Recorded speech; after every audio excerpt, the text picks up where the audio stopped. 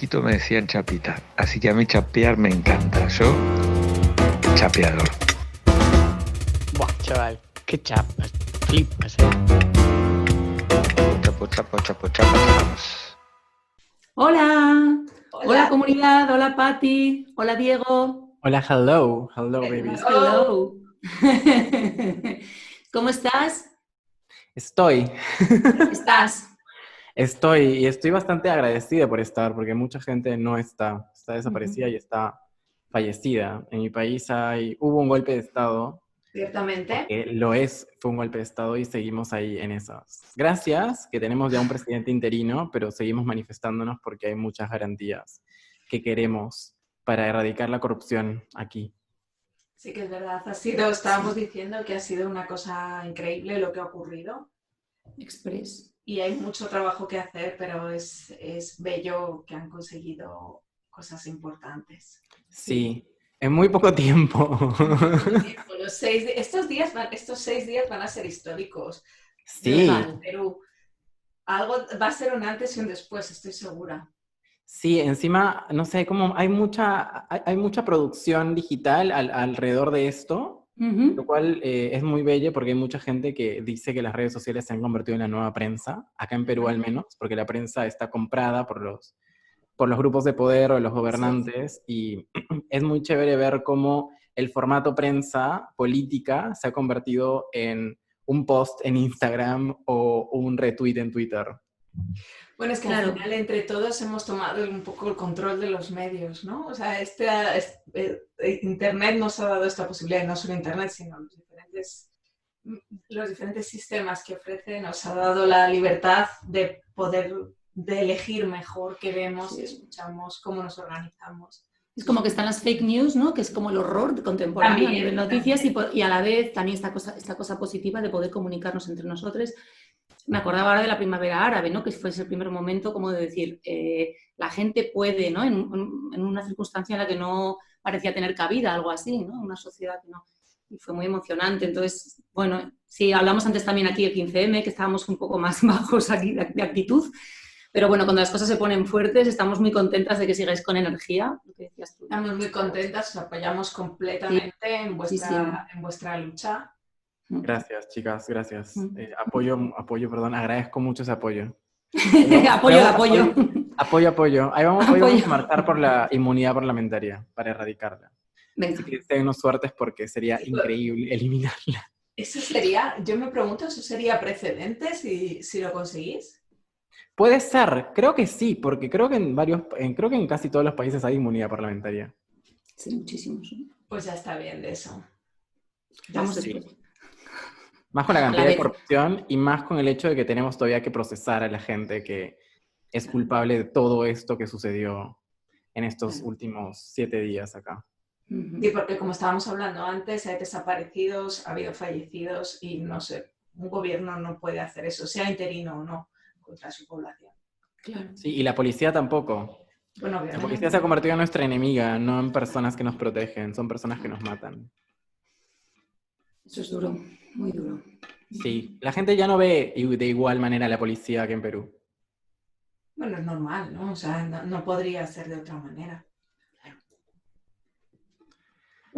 Así que nada, igual me gusta eso porque, no sé, hoy día hablaba con una chica y hay varios grupos de monitoreo para que no haya gente desaparecida. Como que si vas a marchar, hay gente que está monitoreando a la gente que está saliendo a marchar. Bien. Para al menos garantizar que estén llegando a sus casas y que no hayan desaparecido o no hayan llegado a su domicilio. Claro. Es muy importante que sea, claro, y que sepan las autoridades que se está haciendo. Porque al saber que se está haciendo ya el cuidado que se puede poner a la hora de actuar, ¿no? Sí, qué bien. Pues esperamos que en otros 6 días hayáis conseguido. Ojalá, pero bueno, lo que esperamos es que la cosa se resuelva lo antes posible, que volváis a tener las garantías que son necesarias en todo Estado de Derecho. Sí. Gracias. Y la no normalidad del COVID, es como siguiente paso, ¿no? Dices, ya estaban... Sí, ya estaban como que simplemente COVID, dices, no nos después importa. El COVID no nos importa porque nos están matando. Claro, que es más rápido que... Es más rápido que el COVID. Madre y es más cierto que el COVID también. Pero bueno, sí, la gente igual está saliendo a marchar, obviamente bioseguramente, no es que la gente no esté usando mascarillas ni nada. La gente igual... Lógico, sí, claro. Sí. Bueno, pues vamos con el tema que teníamos preparado. Cuéntanos, Ladrón. De cuando nos apropiamos. Me gusta llamarlo así, de cuando nos apropiamos. De cuando nos apropiamos. Yo, de hecho, tenía muchas ganas de hablar de esto porque tengo, o sea, por mi mente referenciante tiene mucho conflicto aquí en general. Entonces me apetecía mucho hablar de este tema y un poco ver cómo lo ves tú y todas tu punto de vista. ¿Cuál es el conflicto que tienes, Pati? ¿Cuál es el conflicto que hay? Porque me pregunto dónde está la línea que separa la referencia y la celebración de la apropiación. Eso me genera mucho conflicto, porque pienso, sí, ciertamente, o sea, es como que la cultura es una cosa que pertenece a cada una de las sociedades que generan esa cultura, pero también la cultura es una cosa maleable, es una cosa que se traslada de unos lugares a otros y que va cambiando. La cultura es un poco como el lenguaje, ¿no? Claro. Entonces, siempre me pregunto dónde está la línea, qué es apropiación, qué no lo es, qué es referenciar, qué es celebrar. Mira, cuando creo que fue hace 2 años que hicimos esta clase en la facultad donde daba clases, e hicimos una diferenciación entre 4 palabras. Apropiación, fusión, reivindicación e inspiración cultural. Como que 4 cosas bastante distintas. Apropiación cultural, inspiración cultural, fusión cultural y reivindicación cultural. Okay. La diferencia entre esas tiene que ver mucho con el trato de la información. Obviamente que uno puede inspirarse culturalmente, pero creo que en la inspiración cultural tiene que haber cierta transformación de eso que te inspiras culturalmente. Porque si hay como una referencia muy directa y estás realmente haciendo una instancia de copia directa y no estás inspirándote en ella, creo que ahí también tenemos como una diferencia bastante grande. La reivindicación tiene que ver con, como bien su nombre lo dice, el darle más valor del que tiene a una cultura, ¿no? Como el poder celebrarla.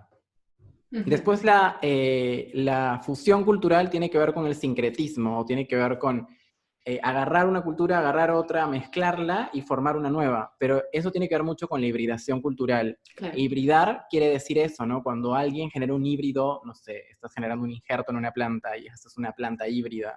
Esa planta no termina siendo ni una ni la otra, termina siendo la combinación de ambas. Y pasa mucho en Latinoamérica el sincretismo.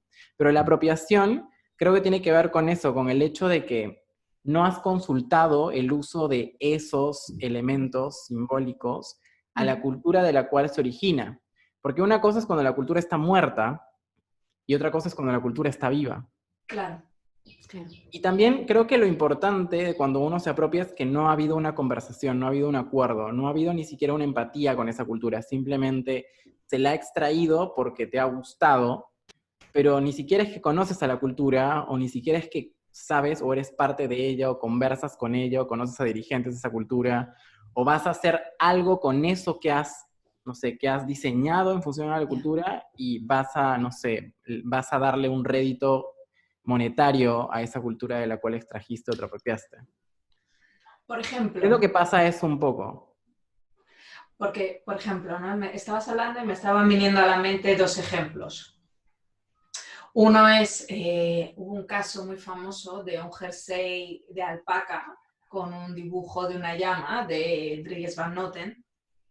Entonces hubo un backlash súper fuerte a nivel cultural, se le criticó muchísimo, ¿no? Yo me quedé con la duda de saber si aquel jersey se había hecho en Perú o no se había hecho en Perú. Yeah. Yo me quedé con la duda, nunca supe qué pasó con... Y él lo que él decía es, obviamente, este es un jersey peruano que referencia la cultura peruana. Entonces ahí yo creo que si él trabajó con artesanos en Perú para hacer ese jersey y ese jersey se hizo en Perú, o mínimamente alguien mínimamente relacionado tuvo algo que ver con el diseño de ese jersey, puedo entender que la línea es más gris. Pero un caso a lo mejor donde sería a lo mejor más apropiación, pero de nuevo es gris, es, imagínate, si hacemos una editorial de una chica vestida, yo qué sé, imagínate de los Hamptons, toda súper pija ella, pero luego le ponemos todo el pelo con cornrows. Ahí, ¿qué estamos haciendo? Es que, por eso digo, yo encuentro muy, muy difícil y siempre tengo estas preguntas. Porque también, perdón, pero me ha encantado la clasificación que has hecho, Ladrón, pero claro, creo que también tiene que ver un poco con el colectivo o la cultura a la que se referencie, si está en una posición de igualdad o no. O sea, es como que nosotros entre los países ricos o, claro, en que tenemos esta posición de privilegio, como si pudiéramos usar esto entre nosotros y reírnos y no pasara nada porque no tenemos una situación vulnerable, ¿no? A veces parece que... Claro, creo que hay dos palabras bien importantes, hay dos conceptos en función a lo que dijeron ambas, que estaría bueno que veamos, lo de la asimetría de poder y lo de la interseccionalidad. ¿Cuál es la segunda cosa? Perdona, repite. Lo de la asimetría de poder y lo de lo que es la interseccionalidad.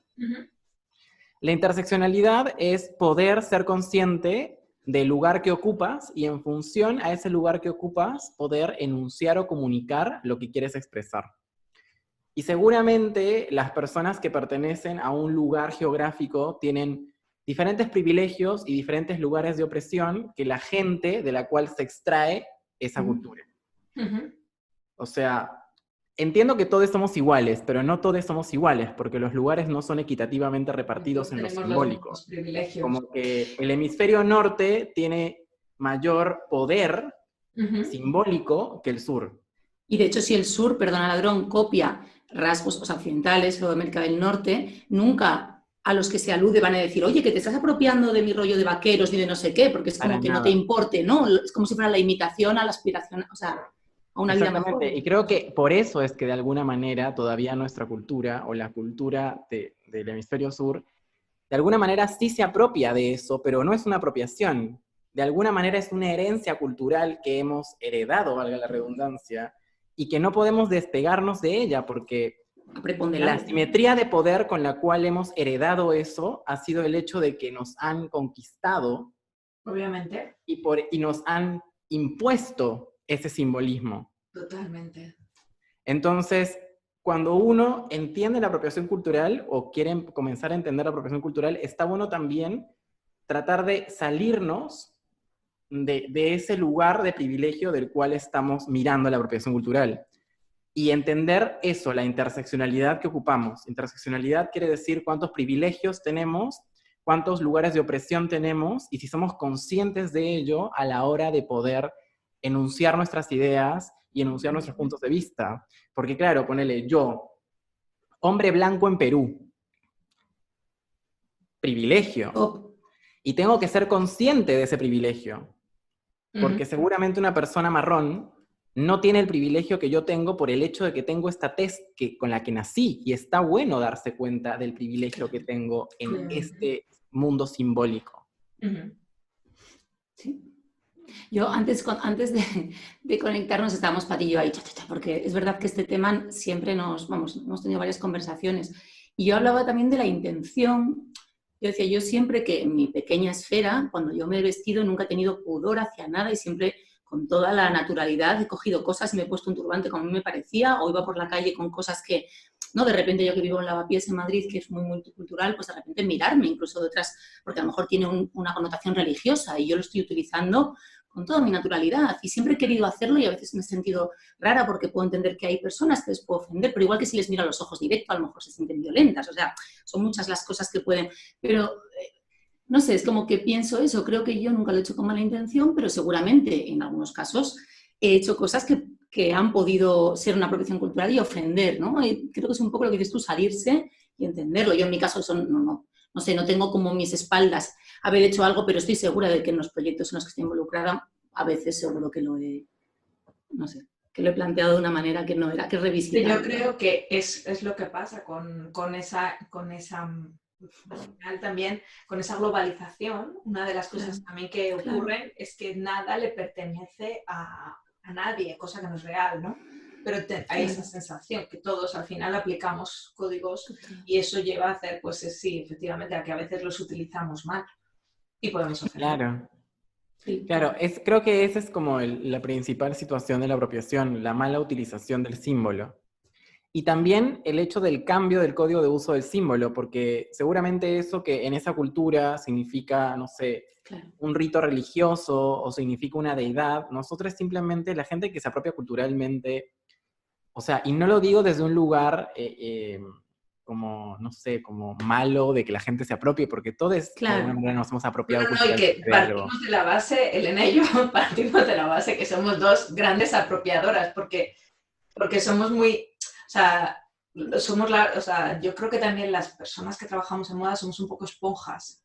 Y entonces vamos cogiendo siempre todos. Claro, y es como todo está acabado, entonces no todo está acabado, pero entendedme, esa cosa hace falta, entonces buscas por el mundo, luego ya hasta te cansas, porque ya se hace hasta cansino todo lo que es de todos los lados, ¿no? Llega un momento que además se diluye esos valores también por cómo se han tratado. Claro, exactamente. Yo intento quedarme con que de la clasificación que tú hiciste antes, que es que me ha encantado, pues había 4, ¿no? Bueno, pues una es apropiación y yo quiero pensar que las más de las veces han sido una de las otras 3 cuestiones, ¿vale? De una manera más o menos preparada, ¿no? O intuitiva, desde el respeto que en general yo tengo, ¿no? O sea, que no sé cómo explicarlo. Claro, pero no es malo bien, ¿no? Decías, claro, Claro, no es malo bien, creo que nada es malo bien. Claro, nada es malo bien. Salvo, sí, obviamente, no sé, matar a una persona, pero... Sí, ahí hay un malo bien. Ahí hay un malo bien. Maltratar y matar, digamos que ya están en el lado malo siempre. Matar, sí, obvio, sí, maltratar, matar. Sí. La falta de respeto, creo que eso está el malo bien, ¿no? Y todas las implicancias de la falta de respeto, los niveles de la falta de respeto. Total. Pero creo que también está el hecho de no, o al menos creo que estaría bueno comenzar a intentar, si es que una persona va a utilizar símbolos que no le pertenecen, estaría bueno que nos informemos sobre esos símbolos. Eso sí. Y que no caigamos en eso que siempre caemos la gente que nos dedicamos a la moda o a la indumentaria, que es que me lo pongo porque es lindo. No, me lo pongo porque lo conozco su historia, sé de dónde viene su símbolo y empatizo con eso. Empatizo con eso. Eso me parece muy buena forma de hacer. Eso es verdad.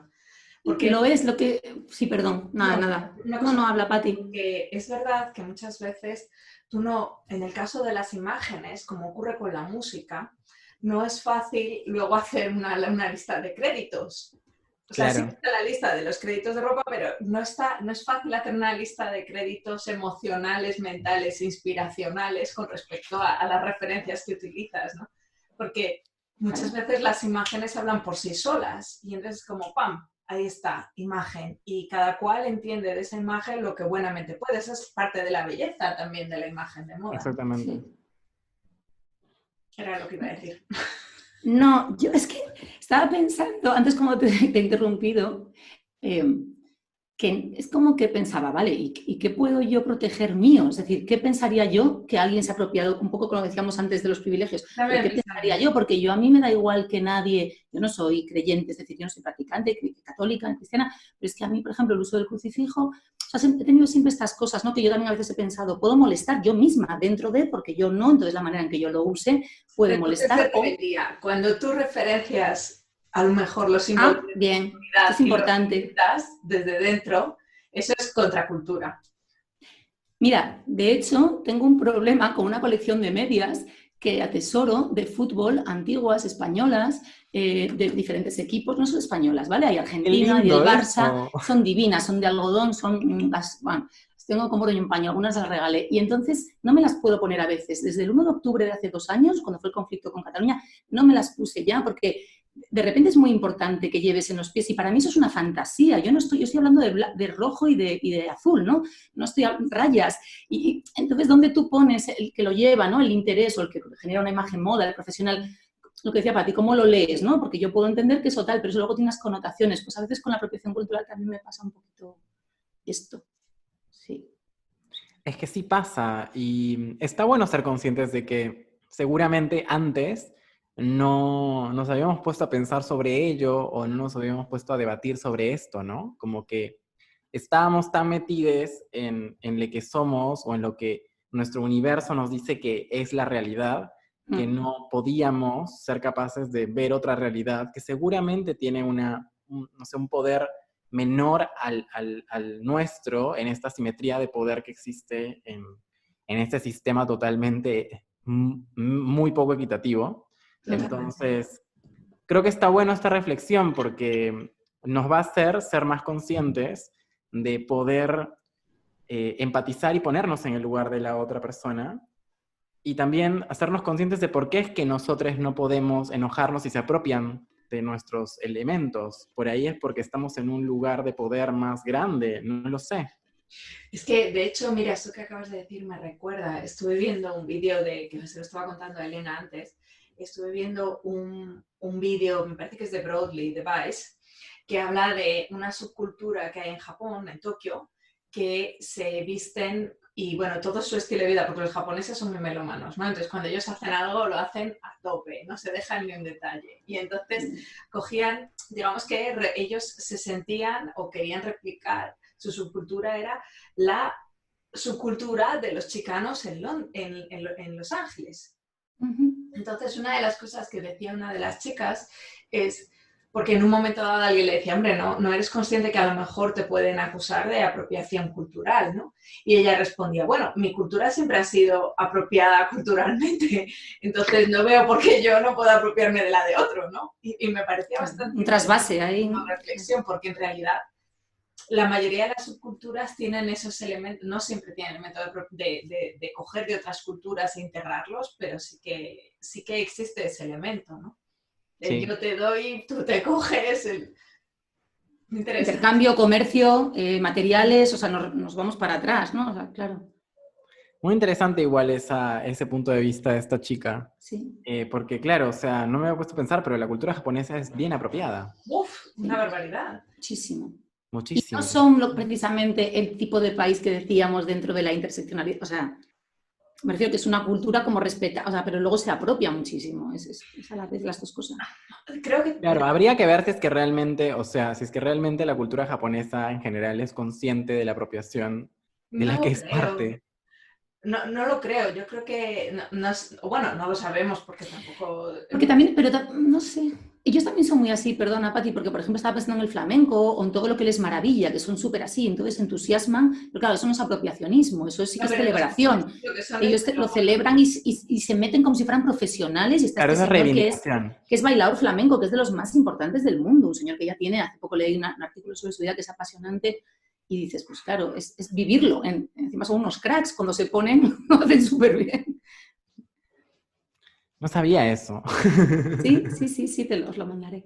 Y una cosa que te quería preguntar, ¿no? Con respecto, porque una de las razones que nos llevó a hablar de apropiación cultural era la parte de las artesanías y la parte de la protección de la herencia cultural. Entonces, bueno, acá pasa en Perú, y eso pasa mucho en Perú, que la gente que se dedica a moda, por lo general, y en su gran mayoría, son personas de un nivel adquisitivo alto.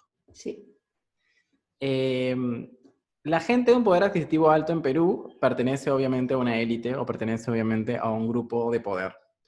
Estos grupos de poder, al enunciarse sostenibles o anunciarse que trabajan con artesanos, no necesariamente valoran ese trabajo, sino que de alguna manera es una especie de greenwashing, o es una especie como de lavado de que soy sostenible o lavado de que estoy trabajando con artesanos.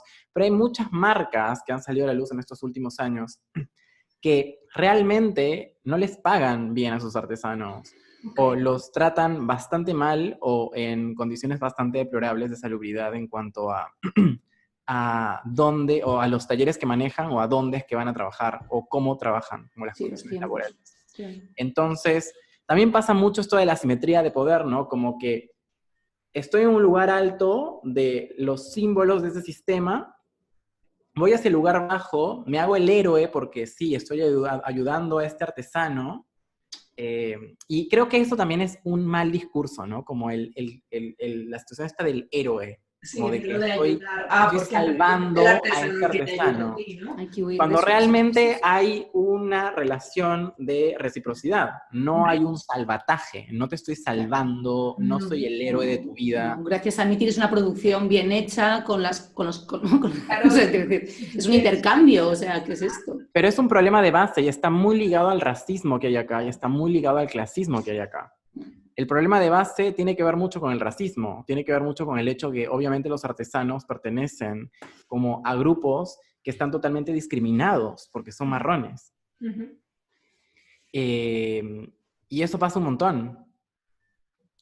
Entonces, creo que termina siendo como un disfraz el hecho de que haya esta reciprocidad o de que haya este trabajo como bueno con el artesano y se convierte más en una estrategia de marketing. Claro, y casi como que es peor, ¿eh?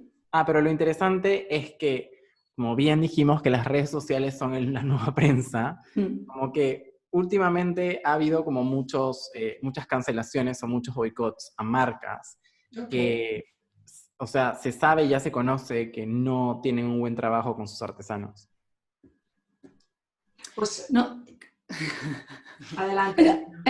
Adelante. No, que iba a decir que es muy rapidito. No, que casi me daba más, me parecía, estaba pensando que reprobable de las dos maneras, pero como que esa apropiación desde dentro del propio país, de los otros propios habitantes y compañeros de país, de esas personas de las que no están tratando bien, da casi más cosa o más grima como que cuando se hace desde fuera, ¿no? Sí, me refiero que es como peor aún, porque es como que te autoabusas. O sea, en realidad deberías pensar como...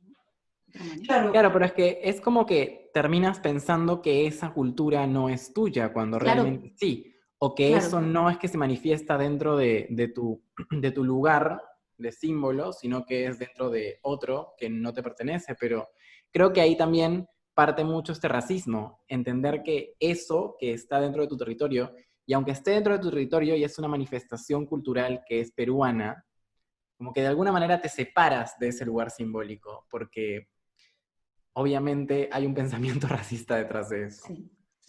Obviamente es inconsciente, siento que el racismo está tan naturalizado que no nos damos cuenta que somos racistas aquí, pero somos muy racistas. Pero yo creo que en la sociedad al completo, la sociedad blanca en general, del país que sea, el racismo está muy naturalizado. Eso es uno de los grandes males de nuestras sociedades en nuestro tiempo. Lo que me preguntaba es, porque claro, efectivamente, como tú bien dices, estos artesanos normalmente forman parte de grupos sociales que no tienen ningún tipo de privilegios, y no solo eso, sino que además están muy discriminados a un montón de niveles, ¿no? Entonces, lo que yo me preguntaba es cómo se puede hacer para posibilitar que estos propios artesanos, digamos, que no tengan que trabajar para una marca, sino que ellos sean las marcas, que es al final, porque al final es una cuestión de cooperativismo, es una cuestión de al final sí que hace falta como ese concepto de salvador, ya venga desde dentro o desde fuera, ¿no? Porque si no, la propia sociedad no genera el marco que permite que haya ese tipo de marcas llevadas por los propios artesanos, ¿no? Lo bueno es que acá hay varias iniciativas, tanto del Ministerio de Cultura como el Ministerio de Turismo, de poder agrupar a los artesanos y de poder hacer agrupaciones de artesanos, en donde hayan diferentes condiciones de salario y diferentes condiciones laborales para que una marca sí o sí pueda trabajar con ellas. En donde se puedan agrupar para determinar condiciones laborales mínimas para poder trabajar con una marca. Y también lo bueno, y creo que lo interesante es que también hay marcas, que si bien hay marcas de mierda que hacen esto, hay marcas que lo que hacen es realmente ser conscientes de que hay una alianza y realmente ser conscientes de que necesitan de esos artesanos así como ellos necesitan de ellos, como que hay una reciprocidad. Entonces, hay un trabajo mucho más desde la cercanía y desde enunciar todo el tiempo de quién hace ese trabajo. No sé, poner ahí Anaís Yucra, que sí la conocen. Sí, lo conocen. Todo el tiempo está, no sé, en sus productos, todo el tiempo dice quién hace cada cosa, como que dice que lo diseña ella, lo cose esta persona, lo teje esta otra persona. Y creo que es una manera también de entender que no eres una marca, que no comunicas con quién haces la ropa, sino que realmente te haces consciente de que las personas que hacen la ropa son parte de tu equipo de marca. Obviamente. Y muy importantes, son las que lo hacen. Son las que lo hacen, son las que lo hacen posible en el mundo concreto físico. Totalmente. Y creo que es importante eso, porque creo que también el trabajo del confeccionista, creo que es un trabajo que todavía sigue siendo muy mal remunerado y sigue siendo algo que todavía se sigue irrespetando, como si fueses de una clase de, no sé, de ciudadane, que si te dedicas a la confección está todo de mal. Sí. Aquí ha cambiado un poquito la concepción y se ha, como me refiero a los perfiles de otro tipo, las nuevas generaciones me refiero, y con formación para también un poco, porque ha habido mucha brecha en España de, pues eso, de gente que sabía hacer todo esto, de un gran nivel de artesanía, a, pues eso, deslocalización de la producción, etcétera, como muchos otros lugares. De su gente joven dedicándose a ello, porque era más una cuestión familiar, ¿no? Claro. Yo también sí que había oído que estaban, no me acuerdo dónde, que estaban intentando volver a, no sé si era en Italia o era en Francia, que estaban intentando volver a llevar a las generaciones más jóvenes a aprender todos esos niveles de, bueno, todos esos trabajos de artesanía, porque una vez que se pierdan, el problema es que no se, o sea, se han perdido para siempre un montón de tejidos, un montón de técnicas, ¿no? Sí. Claro. Una riqueza brutal que luego no hay manera de seguir comunicando, viene un poco del boca a boca, o sea, de la parte práctica. Entonces, si no... Pues qué interesante. Sí, me gustó mucho esta charla, chicas. ¿Cómo concluimos? Creo que lo que podríamos, al menos lo que yo desde mi lugar podría concluir, es el hecho de estar más conscientes del lugar que ocupamos en las sociedades de las que somos parte. Porque creo que así podemos realmente no pecar no sé, de pensar que los mensajes no tienen diferentes significados, dependiendo de quién los enuncie o dependiendo de quién los diga. Totalmente. Y es muy necesario ser conscientes del lugar que ocupamos en las sociedades. Como que para todo. Sí, para este tema y para cualquier otro. Qué maravilla, pues. Qué bien. Millones de gracias, Diego, por tu tiempo, chicas, por tus ideas siempre refrescantes, siempre interesantes. Sí. Es un placer. Y tu punto didáctico, yo es como, y además escucho y me quedo... Sí. Justo hoy día hice un video de la inmunidad parlamentaria que también lo voy a publicar. Pues venga, para que la gente se dé cuenta de lo que es la inmunidad parlamentaria. Genial. Pues eso lo veremos en cuanto lo tengas. Sí, re. Qué guay. Pues bueno, que vayas súper bien en estos días, mucha fuerza, todo nuestro cariño y mucho. Y bueno, nosotros seguimos hablando, pero nos vemos dentro de un mes. Listo, chicas, que estén incre. Muchas gracias. Gracias, ladrón. Que estén incre.